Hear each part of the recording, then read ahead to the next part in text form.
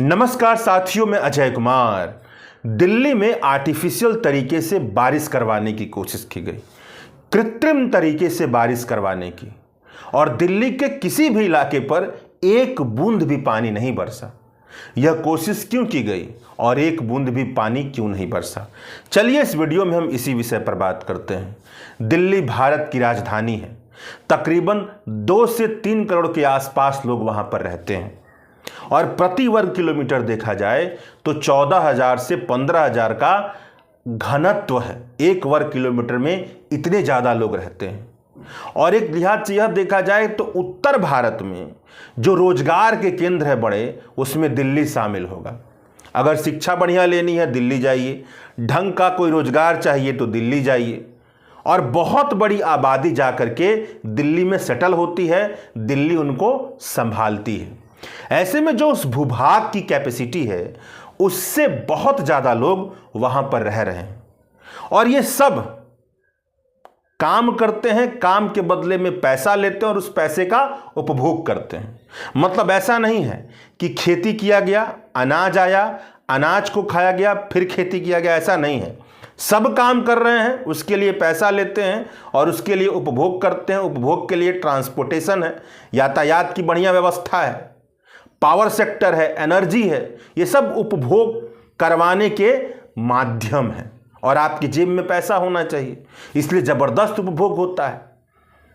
कुछ लोगों के पास गाड़ियां हैं तो ऐसी गाड़ियां हैं भाई, एक नहीं 4-4 गाड़ियां हैं, वो सब चल रही हैं, सड़कें भरी पड़ी हैं, जबरदस्त तरीके का कंजप्शन हो रहा है। लोग, बहुत बड़ी आबादी बदहाली में रह रही है, लेकिन वहीं पर रह रही है क्योंकि वहां से कुछ उनको आमदनी मिल जा रही है। कंस्ट्रक्शन से बहुत ज़्यादा दिक्कतें हैं।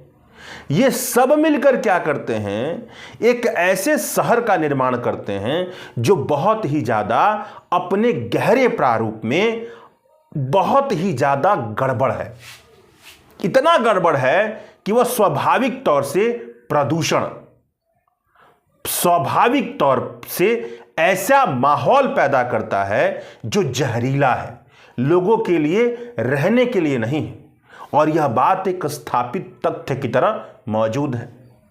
अब दिल्ली को अगर रहने लायक बनाना है तो बहुत दूर का सोच करके उस पर पॉलिसी बनाने की ज़रूरत है। और ये कोई भी बता सकता है जिसने भी पॉलिसी मेकिंग का छोटा बहुत भी किताब पढ़ा हो या क्लास की हो।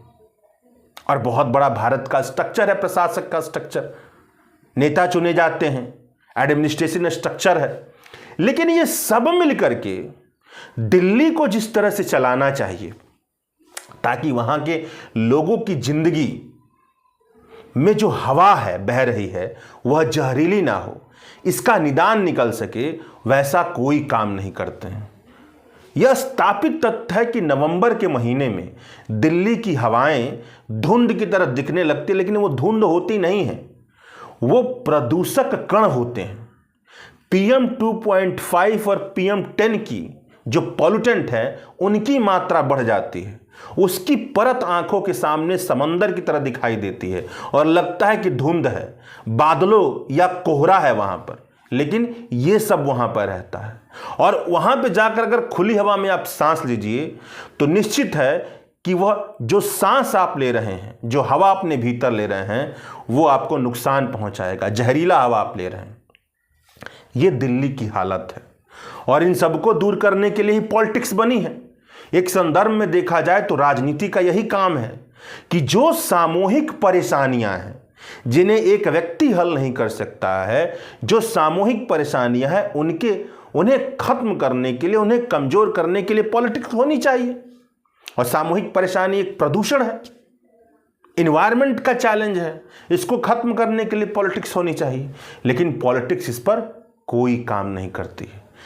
दिल्ली में जो उसकी हवाओं में गंदगी है उसका जिम्मेदार कोई है तो भारत की राजनीति में मौजूद गंदगी है।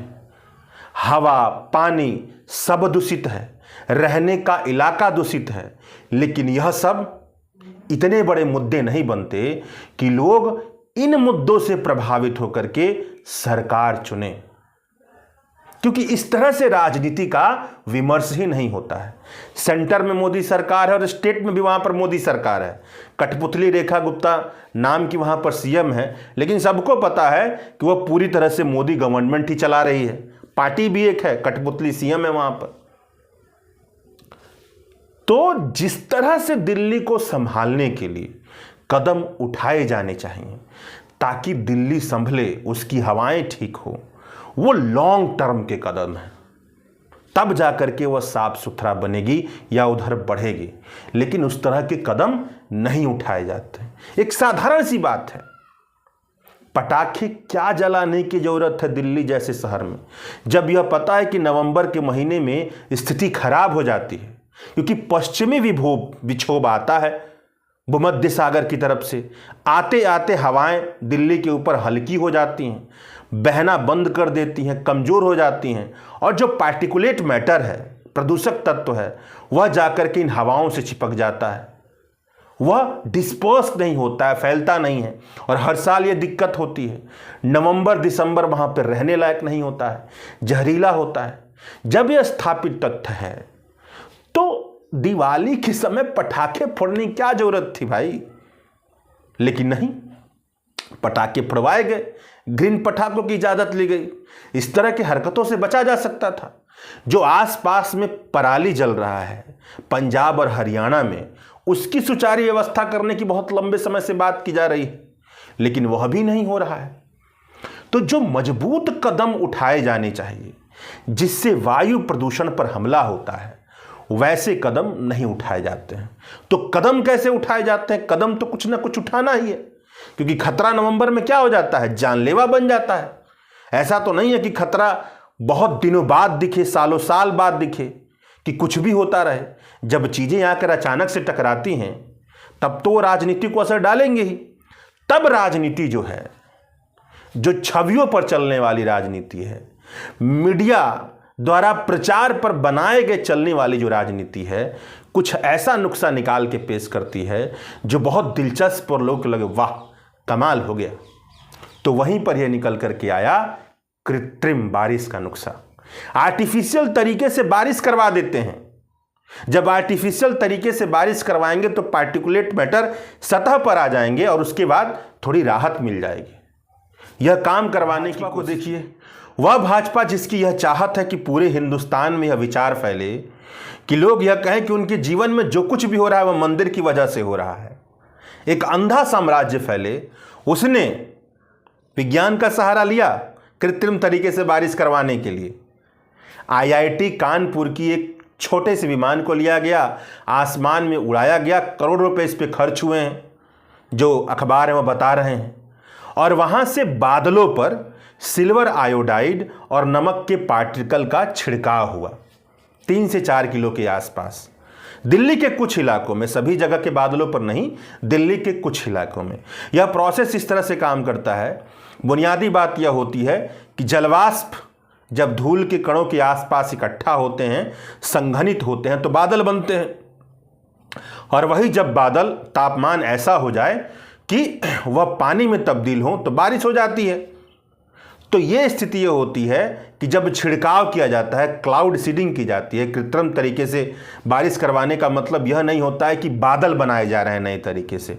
इसका मतलब बस यही होता है कि वैसे बादल जहां पर जो ह्यूमिडिटी है वह 50% पार कर गई है, वहां पर नमक के कण और सिल्वर आयोडाइड का छिड़काव होता है, ताकि स्थिति ऐसी बने कि जो 50% वाले हैं और जब 100% होंगे तब जाकर बारिश होगी, मतलब लंबा समय लगेगा, उससे पहले ही, क्योंकि वहां पर ऐसे कण पहुंचा दिए जाए ताकि संघनन बहुत जल्दी हो जाए, उससे पहले ही बारिश हो जाए। इसलिए सिल्वर आयोडाइड और नमक के पार्टिकल वहां पर उससे छिड़काव किया जाता है।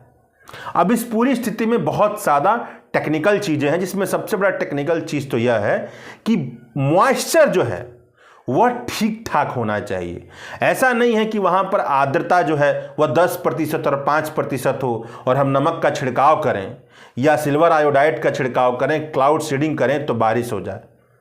मतलब बादल बने होने चाहिए, 50% से ज़्यादा ह्यूमिडिटी होनी चाहिए, तब जाकर के तो बारिश होगा।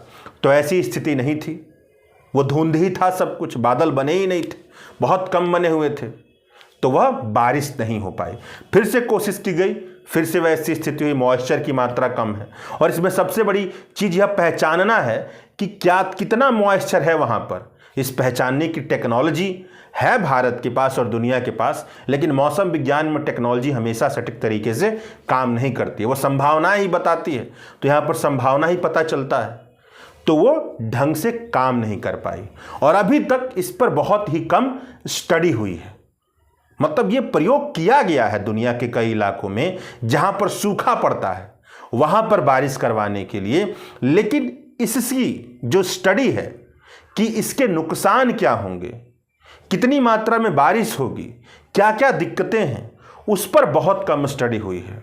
और ये प्रदूषण वाली स्थिति में तो बहुत ही ज़्यादा कम स्टडी हुई है और बहुत ही ज़्यादा कम काम हुआ है। वैज्ञानिक यहाँ तक बताते हैं कि अगर क्लाउड सीडिंग आप कर रहे हैं तो जो सिल्वर आयोडाइड है वह जहरीला होता है। वो जहाँ पड़ेगा, जिस वाटर बॉडी पर पड़ेगा, जिस ज़मीन पर पड़ेगा, उसकी उर्वरक क्षमता को कम करेगा, वाटर बॉडी को जहरीला बनाएगा। मान लीजिए कि एक ऐसे तालाब में गिर जाए जहाँ मछलियों का पालन है, मछलियों को पाला जा रहा है, और वहाँ पर वो क्लाउड सीडिंग का पार्टिकुलेट गिर जाता है सिल्वर आयोडाइड का ढंग की मात्रा में, तो दिक्कत पैदा होगी। संभव वहाँ की पूरी बायोडाइवर्सिटी बहुत देर बाद जाकर के ख़त्म हो जाए। ये तब स्थिति है जब बहुत छोटे इलाके में किया जा रहा है। बहुत बड़े इलाके में किया जाएगा तब तो बहुत ही ज़्यादा खतरे वाली स्थिति हो सकती है, इसका नुकसान बहुत ज़्यादा है। ये तो बहुत छोटे इलाके में, दिल्ली के कुछ इलाकों में प्रयोग किया गया है। तो इसीलिए जो जानकार है उनका ये कहना है कि अगर ये सफल होता है, उसके बावजूद भी वायु प्रदूषण से राहत नहीं मिलेगा, क्योंकि इसका जो इफेक्ट है वह बहुत ही ज़्यादा नुकसानदेह है।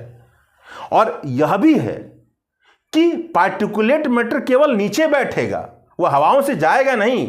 राहत कुछ देर के लिए मिलेगी, 1 या 2 दिन के लिए, 3 दिन 4 दिन के लिए, हमेशा के लिए नहीं मिलने वाली। तो हमेशा के लिए छुटकारा चाहिए।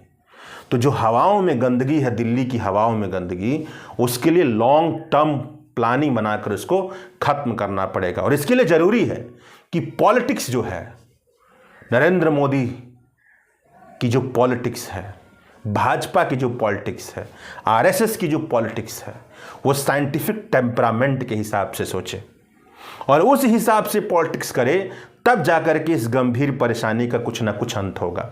लेकिन हम सबको पता है कि साइंटिफिक टेम्परामेंट के हिसाब से जिस दिन इन्होंने शुरू किया सोचना, उस दिन इनकी पॉलिटिक्स खत्म। तो ये सारी दिक्कतें हैं।